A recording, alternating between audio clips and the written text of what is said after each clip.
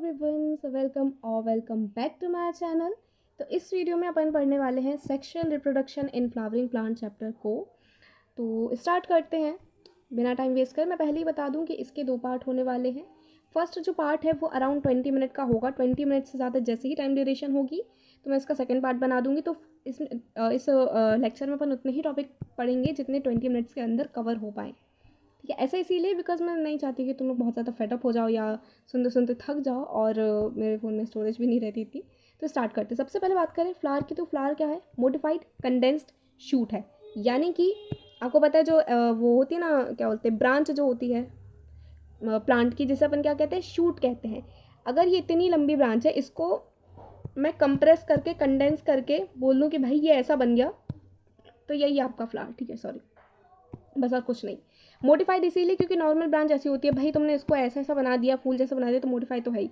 Normal लोगों के लिए फ्लावर जो है वो क्या है भाई, सजावट और ये भगवान को चढ़ाना, यही सब चीज़ों के लिए है। लेकिन बायोलॉजिस्ट के लिए, एक साइंस पर्सन के परस्पेक्टिव से फ्लावर क्या है?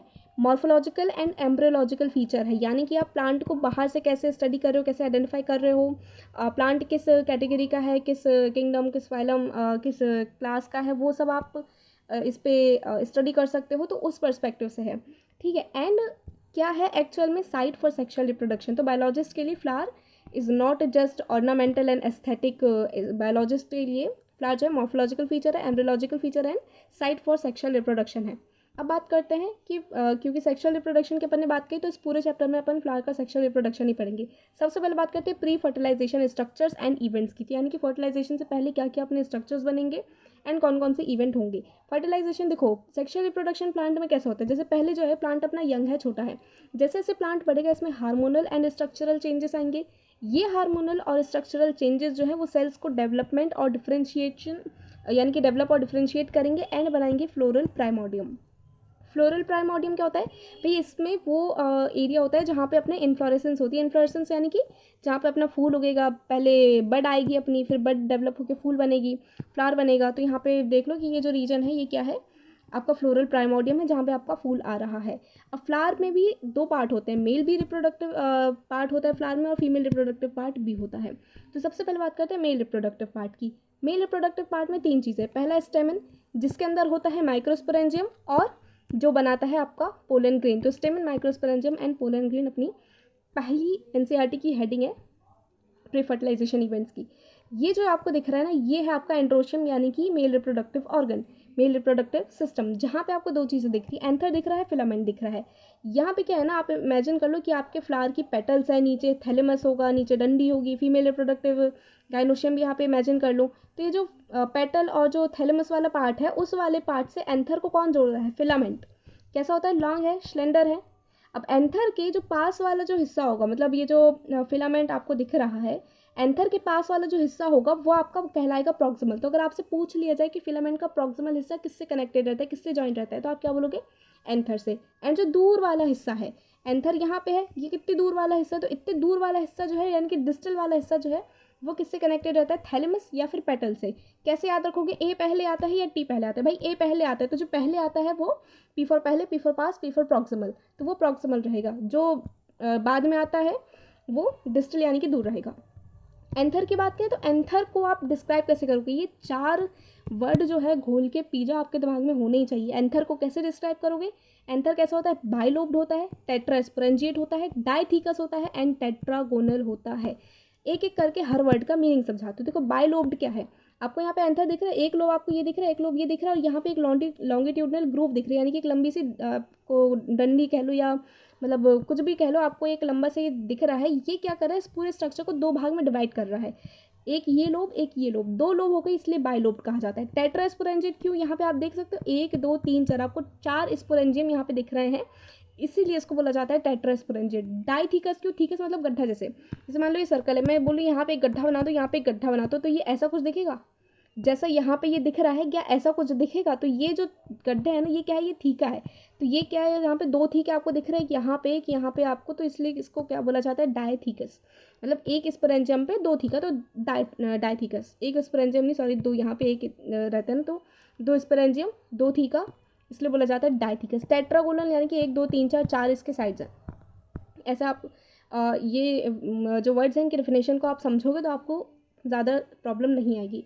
अब बात करते हैं स्ट्रक्चर ऑफ माइक्रोस्पोरेंजियम की। माइक्रोस्पोरेंजियम क्या है? ये जो यहाँ पे चार आपको ये ब्लॉक जैसा ये जो दिख रहा है ना, गड्ढे जैसा, गड्ढे क्या ही बोल रही हूँ यहाँ पे, ये जो क्या बोलते हैं इसको, स्पोरेंजियम, ये जो दिख रहे हैं आपको चार, यही है आपके माइक्रोस्पोरेंजियम। कितने हैं? चार, मैंने पहले ही बता दिया। अब ये जो माइक्रोस्पोरेंजियम है ना, इनके बाहर जो है कुछ लेयर होती है। तो ये जो मैंने यहाँ पे नाम लिखे ना, ये चार लेयर होती है इनके ऊपर, एंड ये चारों लेयर जो है ये आउटर से इनर सीक्वेंस में लिखी गई है। तो इसको इसी सीक्वेंस में याद करना है। सबसे बाहर कौन सी होती है? एपिडर्मिस, उसके अंदर एंडोथीसियम, उसके अंदर मिडिल लेयर, उसके अंदर टिपिटम। जो ऊपर की तीन है, एपिडर्मिस, एंडोथीसियम, मिडिल लेयर, इनका काम क्या है? प्रोटेक्शन। जब तक पोलन ग्रेन नहीं बन रहा तब तक पोलन ग्रेन को प्रोटेक्ट करेंगे। जैसे ही पोलन ग्रेन बन जाएगा तो इनका काम क्या हो जाएगा? डेसेंस। तो प्रोटेक्शन और डेसेंस दो काम करती है। पोलन जैसे ही बन जाता है तो टूट जाती है, ब्रेक डाउन हो जाती है, ताकि पोलन रिलीज हो सके। जो सबसे अंदर वाली है ये इनसे डिफरेंट है। कैसे? इसका काम क्या होता है? पोलन ग्रेन को नरिशमेंट प्रोवाइड करना। जब पोलन ग्रेन डेवलप हो रहा है तो टेपिटम ही नरिशमेंट प्रोवाइड करती है, फूड, एनर्जी सब टेपिटम प्रोवाइड करती है। टेपिटम के सेल्स की क्या खास बात है?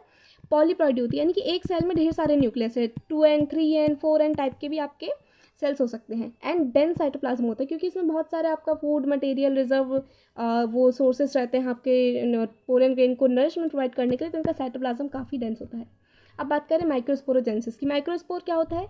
जो मेल गैमीट बनेगा, जो पोलन ग्रेन है वो कहलाता है आपका माइक्रोस्पोर, क्योंकि वो छोटा होता है इसलिए नाम से माइक्रो। तो माइक्रोस्पोर आपका जब बनेगा तो जेनेसिस मतलब क्या होता है? बनना। तो माइक्रोस्पोरेंसिस यानी कि माइक्रोस्पोर का बनना। अब मैंने क्या बात कही थी कि भाई आपका जो माइक्रोस्पोरेंजियम है उसके अंदर क्या होता है? आपका स्पोरोजेनस टिश्यू होता है, एंड हर एक सेल, स्पोरोजेनस टिश्यू के हर एक सेल में एबिलिटी होती है कि वो पोलन ग्रेन बना सके। Each cell is capable of giving rise to microspore. Microspore tetrad क्या होता है? बेसिकली जो स्पोरोजेनस टिश्यू है, इनकी जो सेल्स हैं, जब वो अपने वो बनाएंगे, पोलन ग्रेन बनाएंगे, तो अपन क्या बोलेंगे इनको कि भाई पोलन ग्रेन मदर सेल। क्यों? क्योंकि पोलन ग्रेन बना रहे हैं हम। पोलन ग्रेन को ही अपन माइक्रोस्पोर बोलते हैं। तो माइक्रोस्पोर मदर सेल या फिर पोलन मदर सेल जो है ये क्या करेंगे? म्योसिस करेंगे। अब एक म्योसिस से आप सबको पता है कि 4 सेल बनते हैं, 1, 2, 3, 4 सेल। तो ये जो 4 सेल है ना, ये अलग अलग नहीं बनते, ये जुड़े रहते हैं एक दूसरे से। तो जुड़े रहते हैं इसलिए इसको बोला जाता है माइक्रोस्पोर टेट्राड। इस तरीके से जुड़े रहते हैं, बाद में सेपरेट हो जाते हैं, मैच्योर हो जाते हैं और बना लेते हैं अपना पोलन ग्रेन, जो कि रिलीज हो जाता है डेसेंस पे। तो यहाँ पे मैंने एक डायग्राम भी बनाया। ये आपके भाई क्या है? माइक्रोस्पोरेंजियम है। एक माइक्रोस्पोरेंजियम के अंदर जो टिश्यू है, ये कौन सा टिश्यू है? Sporogenous tissue. यहाँ पे भी अंदर स्पोरोजेनस टिश्यू, यहाँ पे भी, यहाँ पे भी। स्पोरोजेनस टिश्यू के ढेर सारे सेल्स होते हैं। वो क्या होते हैं भाई? माइक्रोस्पोर मदर सेल, जो कि क्या करते हैं? एक सेल के एग्जांपल से देख लो भाई, एक सेल यहाँ पे है, इसने क्या किया? म्योसिस किया। म्योसिस करके 4 सेल बन के, चारों चिपके हुए हैं, फिर बाद में मैच्योर होकर अलग अलग हो गए। ये जो अलग अलग हो गए, यही सेल क्या है? पोलन ग्रेन है।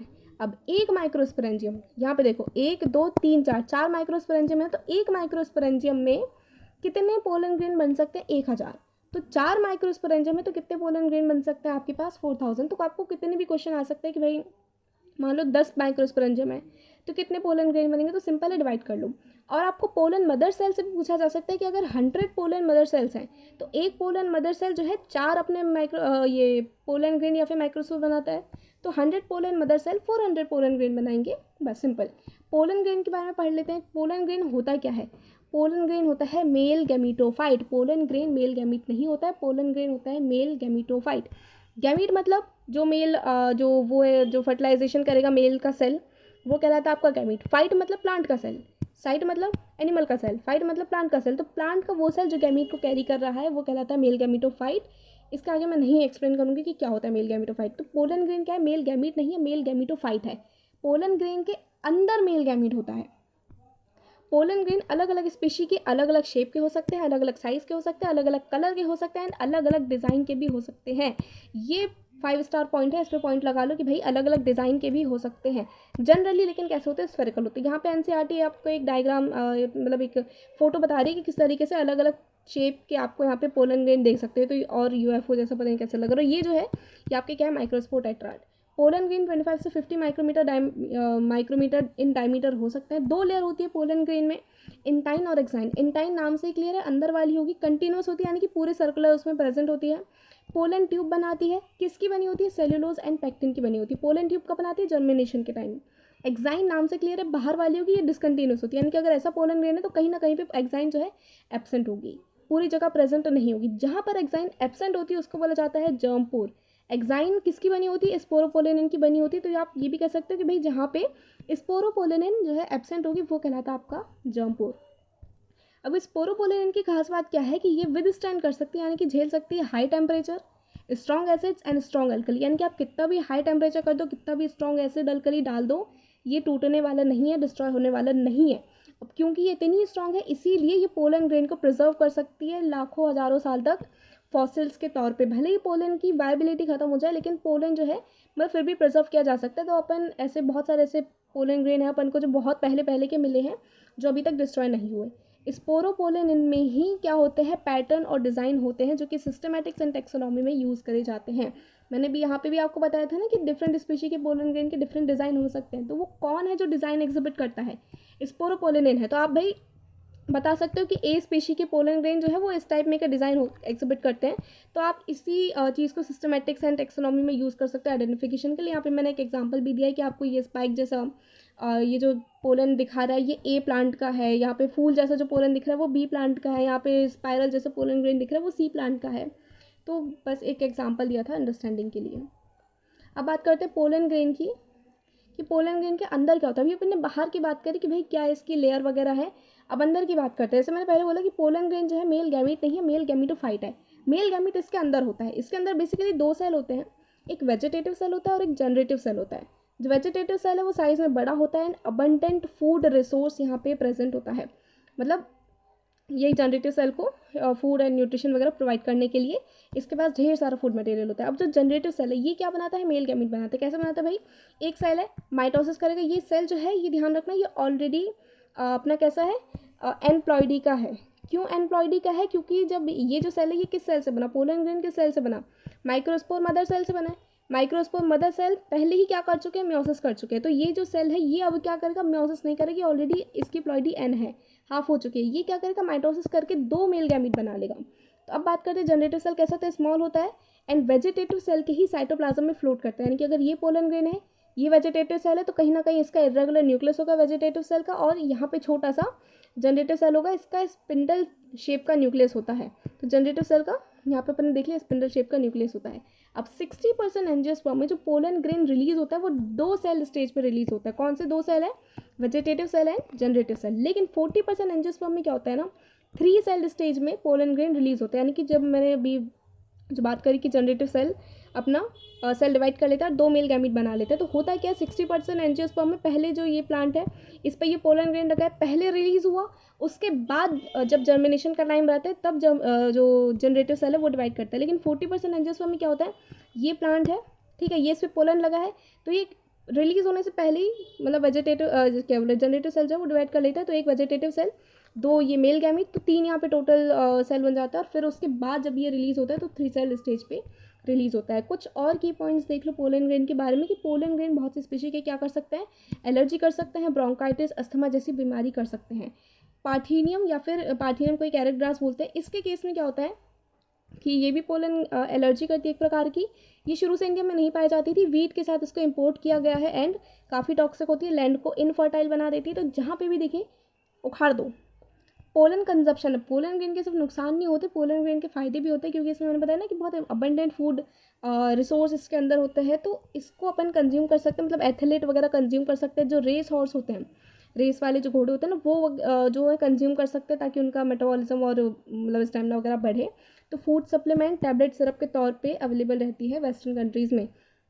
ये जो है ये एनसीईआरटी की फ़ोटो है, एनसीईआरटी में ये फ़ोटो दी गई है। पोलन वाइबिलिटी की बात करें, यानी कि कितने दिन तक वही पोलन जर्मिनेट कर सकता है। वाइबिलिटी, पोलन वाइबिलिटी क्या होती है, एबिलिटी टू जर्मिनेट, ठीक है। तो कितने देर तक, रिलीज़ होने के कितने देर बाद तक उसमें ये एबिलिटी रहती है कि वो क्या बोल रहे जर्मिनेट कर सके। तो सीरियल्स की बात करें जैसे राइस हो गया, वीट हो गया, तो इनकी पोलन वाइबिलिटी कितनी होती है, 30 मिनट। यानी कि अगर पोलन तुम्हारा 11 बजे निकला तो 11:30 से पहले पहले इसको स्टिग्मा मिल जाना चाहिए, जर्मिनेशन हो जाना चाहिए। अगर 11:41 पे तुमको 31 पे तुमको स्टिग्मा मिला, नहीं होगा जर्मिनेट। तो मतलब ये है कहने का कि 30 मिनट से ज़्यादा अगर टाइम हो जाता है तो पोलन जो है जर्मिनेट नहीं करता है। लेकिन रोजेसी, लेगुमिनेसी, सोलेनेसी जैसी अगर फैमिलीज़ की बात करें तो 1 मंथ तक इनकी जो है वो जर्मिनेशन इनका हो सकता है। यानी कि अगर 1 मार्च को तुमने पोलन रिलीज़ किया तो 1 अप्रैल तक तुम्हारे पास टाइम है, स्टिग्मा ढूंढो, जर्मिनेट करो। अभी जो पोलन वायबिलिटी है ये ह्यूमिडिटी, टेम्परेचर एंड स्पीशी पे डिपेंड करती है। अब बात करते हैं गाइनोशियम की, यानी कि फीमेल रिप्रोडक्टिव सिस्टम की। Pistil, megasporangium and embryo sac. Pistil के अंदर होते हैं मेगास्पोरेंजियम एंड मेगास्पोरेंजियम बनाते हैं एम्ब्रियोसाइक। एम्ब्रियोसाइक क्या होता है? Female gametophyte. तो मैंने पहले पोलन ग्रेन पढ़ा था, वो क्या था? Male gametophyte. मैं इसलिए बार बार बोल रही हूँ बिकॉज कन्फ्यूज होते हैं बहुत से लोग, एंड तुम्हें नहीं होना है कन्फ्यूज। पिस्टिल की बात करें तो इसमें क्या होता है? इसके 3 पार्ट होते हैं। जो एंड्रोशियम था, एंड्रोशियम के 2 पार्ट थे, गाइनोशियम के 3 पार्ट है। Stigma, style, ovary. स्टिग्मा सबसे ऊपर होता है, ओवरी सबसे नीचे होती है। स्टिग्मा को ओवरी से जोड़ने वाला कौन है? स्टाइल। स्टिग्मा लैंडिंग प्लेटफॉर्म है फॉर पोलन ग्रेन, यानी कि पोलन ग्रेन हवा में उड़ता उड़ता आएगा तो कहाँ पे लैंड करेगा? स्टिग्मा पे लैंड करेगा। कौन है भाई वो आपका जहाँ स्टेशन जहाँ पे ट्रेन रुकेगी? स्टिग्मा। स्टाइल क्या है? एक पैसेज प्रोवाइड करता है कि भाई आपका यहाँ पे पोलन ग्रेन आया, अब उसको ओवरी तक जाना है, तो जाएगा किसके ज़रिए? पोलन ट्यूब बनाएगा तो कहाँ बनाएगा? इसी स्टाइल के अंदर बनाएगा। तो इलोंगेटेड स्लेंडर स्ट्रक्चर होता है, स्टिग्मा के नीचे होता है। ओवरी बेसल यानी कि सबसे नीचे, बल्ज आउट यानी कि फूला हुआ पार्ट रहता है। ओवरी के अंदर जो कैविटी होती है उसी कैविटी को बोला जाता है लोक्यूल, और उसी कैविटी के अंदर प्लासेंटा और ओव्यूल होता है जहाँ पे आपका सीड बनता है। यहाँ पे डायग्राम देख लो एनसीईआरटी का, वैसे आई डोंट थिंक सो मुझे डायग्राम ज़्यादा एक्सप्लेन करने की ज़रूरत है। तो डायरेक्ट चलते हैं मेगास्पोरेंजियम पे। मेगास्पोरेंजियम क्या है? ओव्यूल ही मेगास्पोरेंजियम है। तो अगर आपसे पूछा जाए कि ओव्यूल या मेगास्पोरेंजियम में क्या डिफरेंस है, तो कोई डिफरेंस नहीं है, मेगास्पोरेंजियम ही ओव्यूल है। एक भी हो सकता है, जैसे वीट, पैडी, मैंगो। मैंगो तुमने खाया है ना, एक ही गुठली निकलती है, ढेर सारी निकलती है क्या? नहीं। वाटरमेलन जैसी हज़ारों लाखों क्या बोल रही हूँ, मतलब एक वाटरमेलन में 100 तक आपको गुठलियाँ मिल जाती है, तो ऐसा होता है क्या? नहीं होता है।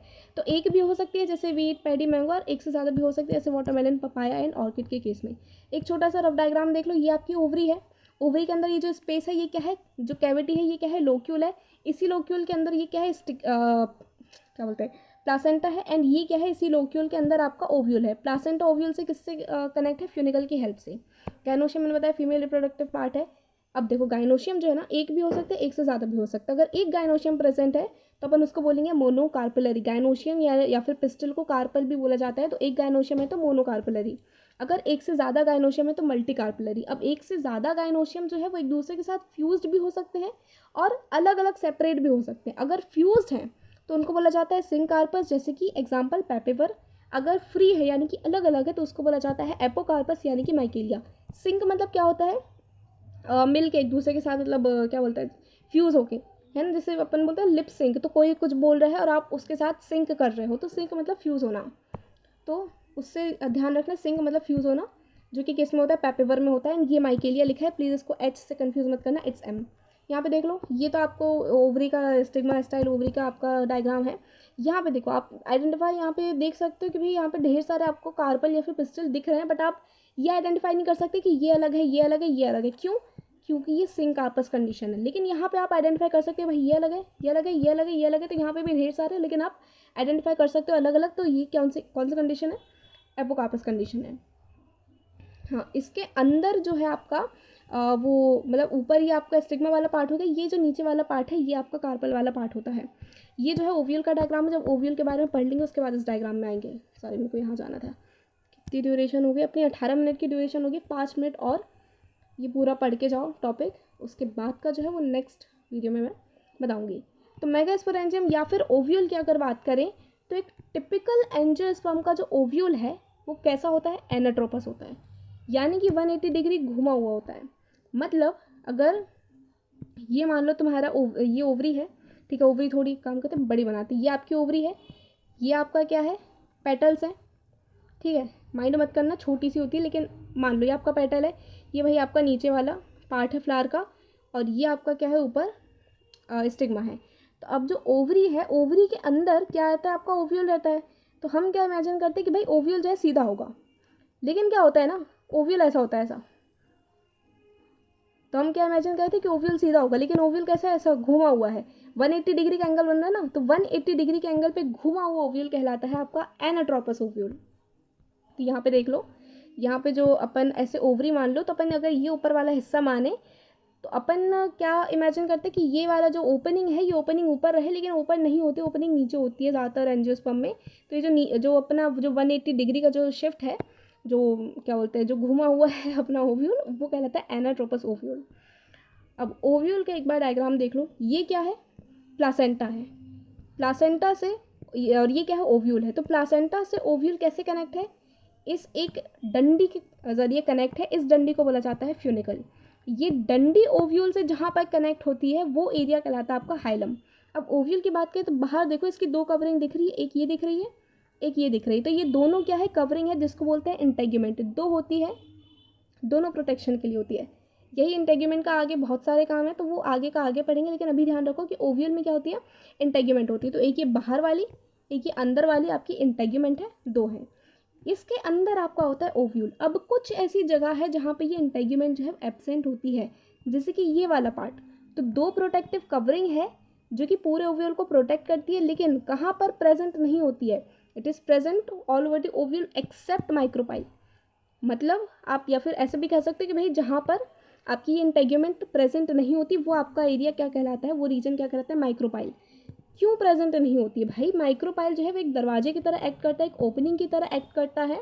एंड माइक्रोपाइल का जो अपोजिट वाला हिस्सा, यानी कि अगर इससे आपका ये ओव्यूल है, यहाँ पे अगर आपके इंटेग्यूमेंट एब्सेंट है तो ये आपका क्या कहलाएगा, माइक्रोपाइल वाला हिस्सा कहलाएगा। तो इसके जस्ट अपोजिट वाला जो हिस्सा कहलाएगा आपका चलाजा कहलाएगा। तो जो आपका जो वो था ना पोलन ग्रेन, पोलन ग्रेन में भी एक ऐसी जगह थी भाई जहाँ पे आपकी स्पोरोपोलेनिन एब्सेंट थी। यहाँ पर भी एक ऐसी जगह है जहाँ पे आपकी माइक्रोपाइल जो है वो क्या बोल रहे हैं, आपकी इंटेग्यूमेंट जो है वो एब्सेंट है। तो स्पोरोपोलेनिन और क्या बोल रही हूँ मैं, स्पोरोपोलेनिन, पोलन ग्रेन जो है, यहाँ पे आप दोनों चीज़ों को सिंक करके याद रख सकते हो कि भाई पोलन ग्रेन में जम्पो जो क्या बोलते हैं स्पेस थी जहाँ पे आपका स्पोरोपोलेनिन एब्सेंट था, वो दरवाजे की तरह एक्ट कर रहा था, किसके लिए, पोलन ट्यूब के रिलीज होने के लिए, निकलने के लिए। ओव्यूल में जो जगह है जहाँ पे इंटेग्यूमेंट एब्सेंट है वो किसके लिए एक्ट कर रही है, दरवाजे की तरह, सेम कॉन्सेप्ट, दरवाजे की तरह एक्ट कर रही है। लेकिन इससे कौन एंटर करेगा, जो पोलन ट्यूब जर्म पोर से निकल रही थी ना, वो यहाँ से एंटर करेगी। तो ये एक काफ़ी अच्छा सा मेरे को लगता है, इसलिए मैंने बोल दिया एक्सप्लेन करने के लिए।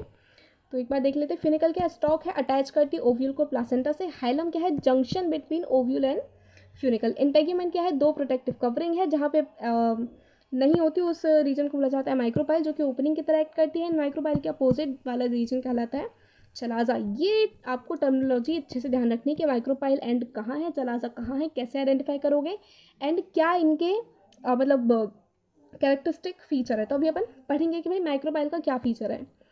अब ओव्यूल के अंदर ना न्यूसेलस पाया जाता है, जो कि ओव्यूल के अंदर एक टिश्यू होता है जिसको न्यूसेलस बोलते हैं। किस काम में होता है भाई, अबंडेंट फूड रिसोर्स की तरह एक्ट करता है। न्यूसेलस के हर एक सेल में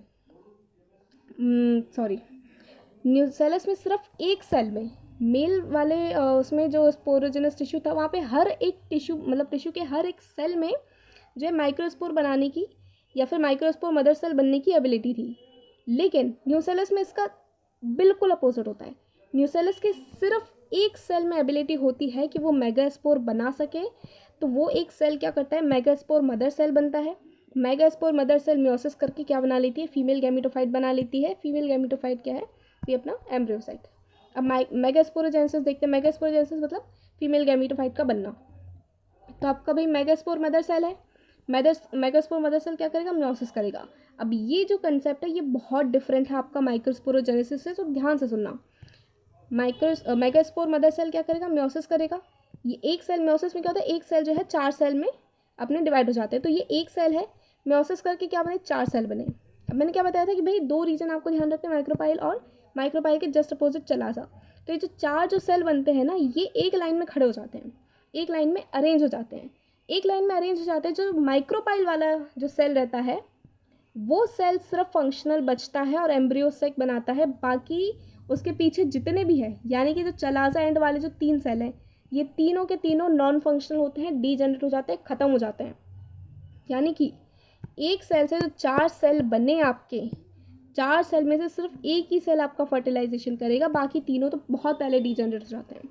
अब जो आपका फंक्शनल जो सेल है जो कि एम्ब्रियोसाइक बनाएगा, वो कौन से एंड पे होता है, माइक्रोपाइल एंड पे होता है, ध्यान रखना, ठीक है। ये जो फंक्शनल मेगास्पोर है ना, ये क्या करता है, 3 बार डिवाइड करता है। लेकिन कैसे डिवाइड करता है, ऐसा नॉर्मल डिवाइड नहीं करता कि डिवाइड किया फिर सेल बना लिया, मतलब सेल वॉल वगैरह बना ली, नहीं। ये क्या करता है, फ्री न्यूक्लियर डिवीजन, यानी कि सिर्फ न्यूक्लियस डिवाइड करेगा, सेल वॉल नहीं बनेगी, जिसको कहा जाता है फ्री न्यूक्लियर डिवीजन।